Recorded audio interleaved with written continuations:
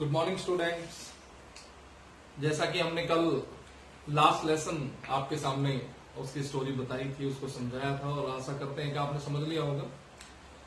आज जो हमारा चैप्टर है वो लॉस्ट स्प्रिंग है, second chapter of flamingo, stories of stolen childhood.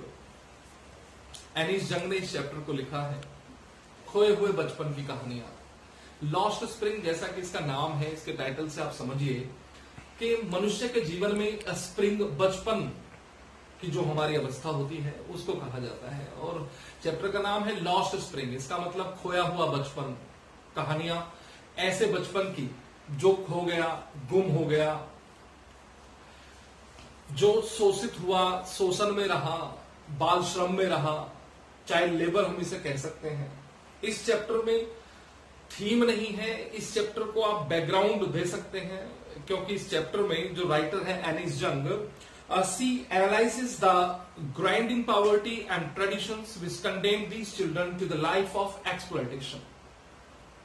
इस कहानी में दो भाग लेखिका ने दिखाए हैं, दो फेसेस इस कहानी में दिखाए गए हैं। जो पहला फेस है वो यहां पर शुरू होता है साहिब से। साहिब जो सीमापुरी क्षेत्र है, दिल्ली के आउटस्कर्ट्स में है, एक एरिया है जिसको स्लम एरिया कहा जाता है। मैं तो ये कहूंगा कि दिल्ली का सबसे बड़ा स्लम एरिया अगर है तो वो सीमापुरी है। और ये जो स्टोरी है ये काल्पनिक नहीं है, रियल स्टोरी है। You can watch that area now. वह दिल्ली के आउटस्कर्ट एरिया में है। और यहां जब शुरुआत होती है तो लेखिका और साहिब, जो यहाँ पर एक लड़का है वो रेड पिकर है, उसका आमना सामना होता है। और वह लड़का एक सेंटेंस बोलता है, आप यहां देख सकते हैं कि sometimes I find the rupee in the garbage. लेखिका उससे पूछती है कि आप यह जो कार्य करते हैं वह क्यों करते हैं, आप स्कूल क्यों नहीं जाते हैं, क्या आप पढ़ना नहीं चाहते हैं। साहिब अपना पूरा नाम बताता है लेखिका को कि उसका नाम साहिब आलम है। लेखिका कहती है कि इस बच्चे को तो अपने नाम का भी पूरा अर्थ नहीं पता है। साहिब आलम का मतलब होता है लॉर्ड ऑफ यूनिवर्स, लेकिन यह बच्चा एक कूढ़ा बीनने वाला बच्चा है, यह रेड पिकर है। और यह बच्चा सीमापुरी क्षेत्र में रहता है, गंदी बस्ती में रहता है। यहाँ के जो लोग हैं वो लोग एक तरह से हम कह सकते हैं कि यहाँ 10,000 रेड पिकर्स रहते हैं इस बस्ती में। और ये 10,000 जो लोग हैं यहाँ, इनको राशन कार्ड फैसिलिटीज दी गई है, इनको वोटर कार्ड फैसिलिटीज दी गई है। They are only the vote banks for the leaders. ये और कुछ नहीं है, इनको कोई फैसिलिटी प्रोवाइड नहीं की गई है। ये बहुत ही गंदे क्षेत्र में रहते हैं। ये वो लोग हैं जो 1971 में बांग्लादेश से जो रिफ्यूजीज लोग जो आए थे वो यहां पर आकर बस गए थे। बांग्लादेश से लोग आए हुए हैं और आई थिंक 1971 में ये यहां से रिफ्यूजी लोग आए थे, क्योंकि साहिब की माँ से बताती है कि वहां पर उनकी जो जमीन है बाढ़ के कारण वह बर्बाद हो गए, उनके घर बर्बाद हो गए और वो लोग यहाँ पर आकर बस गए। अब उनके पास एकमात्र जो कार्य है, जो काम है, वो सिर्फ ये कूड़े का ही है। लेखिका जब उससे पूछते वो स्कूल क्यों नहीं जाता, तो वो कहता है कि उसके वहां पर कोई स्कूल नहीं है, वो स्कूल क्यों जाए। वो ये भी कहता है, लेखिका ये कहती है कि अगर मैं स्कूल खोलूं तो क्या तुम आओगे। तो वो कहता है कि अगर आप किस दिन कोई स्कूल खोलो तो मैं अवश्य ही आऊंगा। कुछ दिन बाद लेखिका उससे मिलती है तो वह बच्चा पूछता है कि आपने कोई स्कूल शुरू किया। लेखिका अपने ही बोले हुए शब्द पर बहुत ज्यादा शर्मिंदगी महसूस करती है, क्योंकि जो उसने कहा था वह एक खोखला वादा था। वह उस वादे की तरह ही था जो वादा वहां के लीडर्स उनसे अक्सर हर वर्ष करते आ रहे थे, हर योजना में करते आ रहे थे, लेकिन उन्हें किसी प्रकार की कोई सुविधा प्रदान नहीं थी। बच्चों के लिए तो वह कूड़े का ढेर नहीं, बच्चों के लिए तो वह उनका जीवन यापन है, वह उनकी रोजी रोटी है।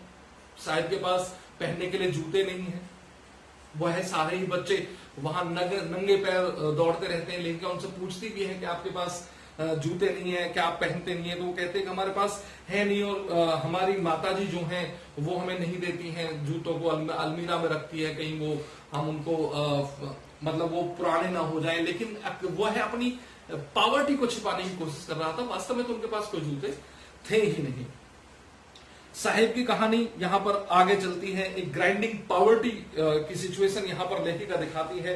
यहां पर लेखिका दिखाती है कि किस प्रकार से इन बच्चों का बचपन खो रहा है और किस प्रकार से इन बच्चों को किसी प्रकार की सुविधा प्रदान नहीं की जा रही है। जिस प्रकार से सरकार वादे करती है और वादा खिलाफी करती है और गवर्नमेंट इनकी तरफ ध्यान नहीं देती है, लीडर्स इनकी तरफ ध्यान नहीं देते हैं और ये बच्चे अपना इसी प्रकार से भविष्य खराब करते हुए जा रहे हैं। एक तरह से तो देश का ही भविष्य खराब होता हुआ जा रहा है।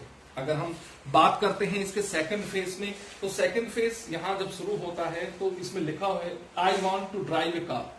यह कहानी फिरोजाबाद, दिल्ली से सीधे फिरोजाबाद चली जाती है। फिरोजाबाद जो कि ग्लास बेंगल इंडस्ट्री का सबसे बड़ा, मैं कह सकता हूं, क्षेत्र माना जाता है कि संसार में अगर कोई भी महिला चूड़ी पहन रही है तो वह चूड़ी फिरोजाबाद में बनाई जाती है।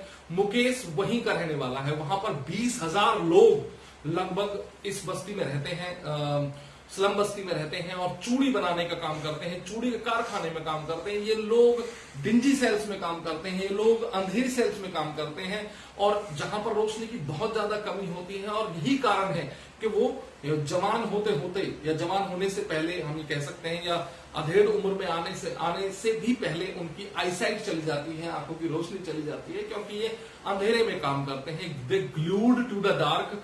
और चूड़ी बनाने का जो कारखाना है, क्योंकि यहाँ पर जो कांच से डस्ट जो निकलता है वह उनके स्वास्थ्य के लिए हानिकारक है, लेकिन उन सब के बावजूद भी ये लोग काम करते हैं। मुकेश उन्हें बताता है, अपने घर ले जाता है, उसे दिखाता है कि उनके जो पिता हैं वो इस घर की पूरी तरह से आज तक मरम्मत भी नहीं करवा पाए हैं। वह अपने घर की गलियां दिखाता है, अपने क्षेत्र की गलियां दिखाता है। बहुत ज्यादा गंदी बस्ती में ये बच्चे रहते हैं।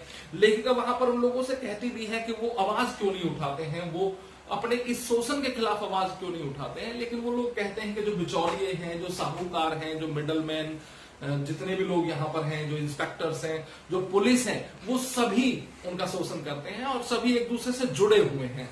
सभी वह लोग बताते हैं कि अगर वो कोई आवाज भी उठाना चाहता है तो उनकी आवाज को दबा दिया जाता है। इस प्रकार से शोषित जीवन ये लोग जी रहे हैं और आवाज भी नहीं उठा सकते हैं।